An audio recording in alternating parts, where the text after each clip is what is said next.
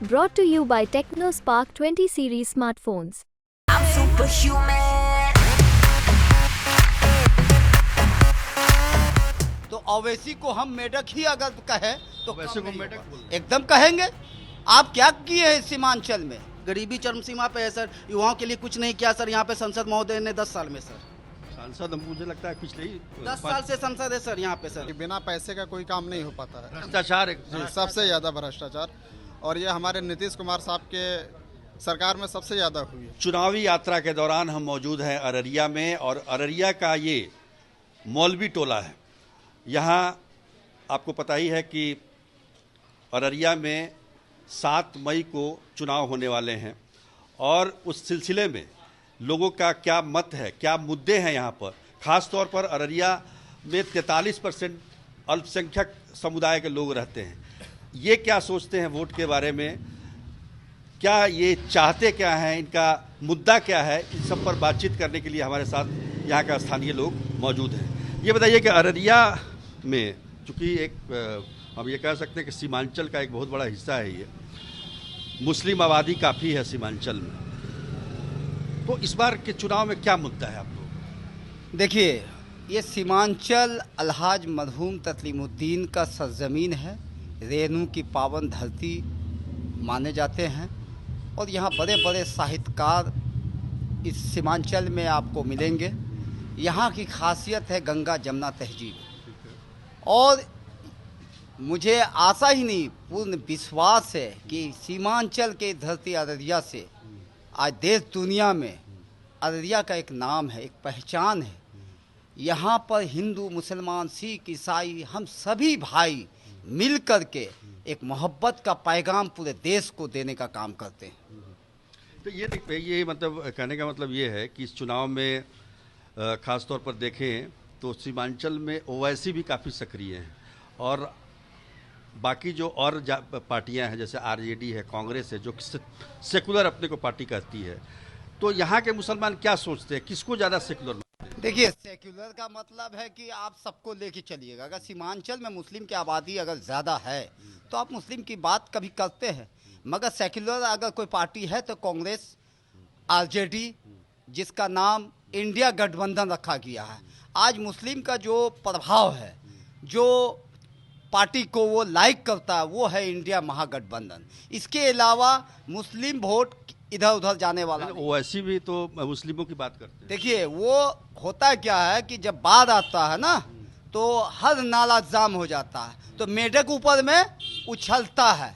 तो ओवैसी को हम मेढक ही अगर कहें तो ओवैसी कम को नहीं मेढक होगा। बोल रहे हैं। एकदम कहेंगे।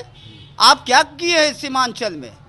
सीमांचल में आप टोपी लगा करके और मुस्लिम की बात करने से मुस्लिम आपके पीछे दीवाना नहीं हो जाएगा। मुस्लिम के लिए आपको खड़ा उतरना होगा। आप कई बार बिहार का दौरा करते हैं, मुस्लिम की बात करते हैं।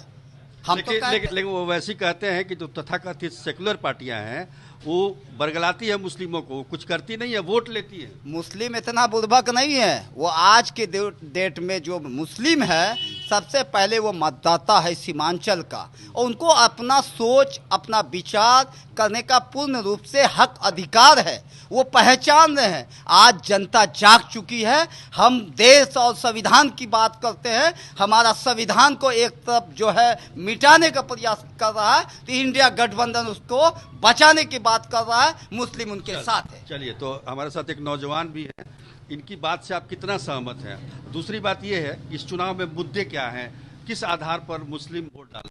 देखिए सर, सबसे बड़ा मुद्दा आज के डेट में देश में जो है वो रोजगारी है, बेरोजगारी है, गरीबी है। जी सर, ये मुद्दा होना चाहिए देश में सर। आज महंगाई होना चाहिए की बात नहीं, यहाँ क्या मुद्दा है?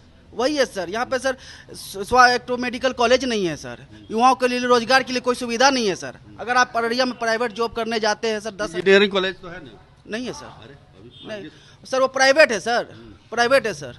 इंजीनियरिंग कॉलेज वो भी बंद हो चुका है सर, वो भी बंद हो चुका है। के नाम पे जो इंजीनियरिंग कॉलेज है ना? नहीं सर, कोई कॉलेज नहीं है सर। नहीं सर, कोई कॉलेज नहीं है अररिया में सर। ना एक मेडिकल कॉलेज है, ना इंजीनियरिंग कॉलेज है सर। ठीक है सर जी। बच्चों को पढ़ने के लिए बाहर जाना पड़ता है। बाहर जाना पड़ता है सर, बेशक सर। और सबसे बड़ी समस्या जो बेरोजगारी की समस्या है, पलायन की समस्या। जी सर, बहुत बढ़िया। आज सर आप आए होंगे, देखे होंगे सर, फुटपाथ पे हजारों दुकान सर लगे होंगे सर। ठीक है, आज तक उन्हें जगह नहीं मिल पाया सर। आए दिन यहाँ पर सर अतिक्रमण होता है सर, गरीब जो दुकानदार है सर वो भागे फिरते हैं सर कि मेरा दुकान को उजाड़ ना दे सर। जी सर, लाखों का उनका नुकसान हो जाता है सर। ये मुद्दा है सर अररिया का, गरीबी चरम सीमा पे है सर। युवाओं के लिए कुछ नहीं किया सर यहाँ पे संसद महोदय ने 10 साल में सर। सांसद मुझे लगता है पिछले ही 10 साल से संसद है सर यहाँ पे सर, भाजपा के सर। जी सर।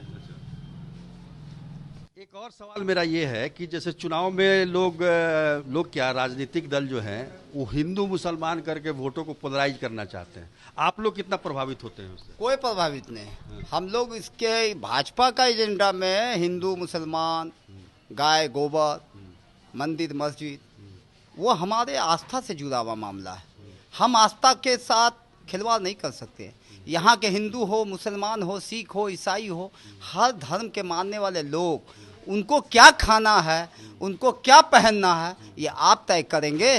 यहाँ भाजपा के लोग ये चाह रहे हैं यहाँ हिंदू मुस्लिम करके राजनीति। बताइए कि 400 पार बोले हैं ना मोदी जी, तो 400 पार हम जीतेंगे, तो क्या आपको लगता है जैसे विपक्षी दल कहते हैं कि 400 सीट जीत जाएंगे तो संविधान बदल जाएगा, कुछ उसमें अमेंडमेंट हो जाएगा, ऐसा आपको लगता है क्या कि संविधान को बदला जा सकता है?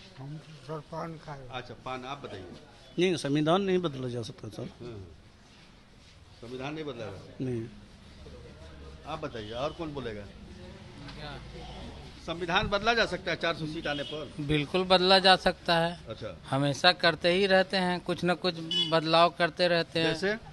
जैसे अभी देखने को आप लोग मीडिया है, आप लोग को खुद दिख रहा है। आपकी नज़र से जानना चाहता हूं। हमारी नज़र से तो सब कुछ में इनका प्रभाव पड़ता जा रहा है। प्राइवेटाइजेशन ज़्यादा बढ़ रहा है, लोग को प्राइवेट में सब कुछ को धकेल रहे हैं। और संविधान तो खतरा में है ही, इसलिए कि जब ये 400 पार करेंगे तो गरीब गरीब होता चला जा रहा है, अमीर अमीर होता चला जाएगा। अमीर के हाथ में सब कुछ दे रहा है। आप बताइए, आपको क्या लगता है संविधान बदला जाएगा? नहीं, संविधान ऐसे कैसे बदला जा सकता है सर। यहाँ का सबसे बड़ा मुद्दा ये है कि जैसे आज आए दिन घूसखोरी और जो है कि बिना पैसे का कोई काम नहीं हो पाता है। भ्रष्टाचार जी, सबसे ज़्यादा भ्रष्टाचार, और ये हमारे नीतीश कुमार साहब के सरकार में सबसे ज़्यादा हुई है। और ये सब चीज़ को देखते हुए जो है कि वोट किया जाएगा इस बार। और ये बताइए कि लालू यादव ने मुस्लिमों के लिए ज़्यादा काम किया कि नीतीश कुमार ने? कोई नहीं किया, कोई नहीं किया। मुस्लिम जहाँ पर है, मुस्लिम अपने जगह पर है ना। कोई भी नेता, चाहे वो बीजेपी का हो या आरजेडी का हो, अपना रोटी सेकता है, बस अपना ही रोटी सेकता है वो। चलिए, तो ये थी अररिया की जनता और ख़ासतौर पर अल्पसंख्यक समुदाय की जनता, जिन्होंने अपने मत रखे, अपने विचार रखे, और उनको लगता है कि मुस्लिमों के साथ अब तक अन्याय होता हुआ आया है। चाहे कोई भी पार्टी हो, सभी पार्टियों को वो दोष देते हैं, लेकिन निशाने पर सबसे ज़्यादा कोई है। एक सवाल मेरा, नरेंद्र मोदी को कैसा नेता मानते हैं? जुमलेबाज। आप बताइए। धोखेबाज। तो अररिया से आज के लिए इतना ही, तब तक के लिए नमस्कार।